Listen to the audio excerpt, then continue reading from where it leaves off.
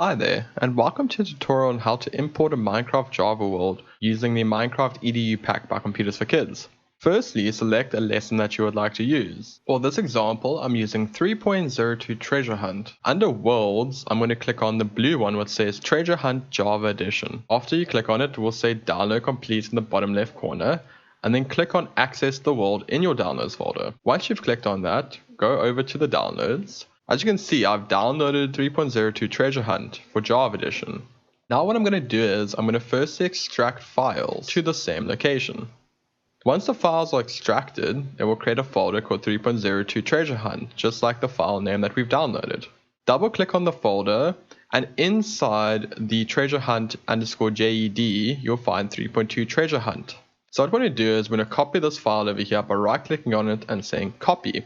Then you click Windows key and R together and it'll pop up the run window. Or alternatively, you can go to your Windows start menu and type in run and click on run. Over here, we want to type in %app data %, just like such, and then click OK.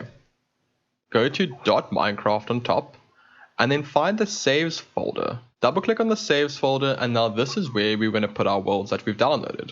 So now we just simply have to right click and say paste, and we'll paste the world into the saves folder. Now we can open that in Minecraft, so let's do that right now. Choose latest release, as all of our worlds are made in the latest version of Minecraft Java Edition, and we're now just going to simply just wait for Minecraft to open.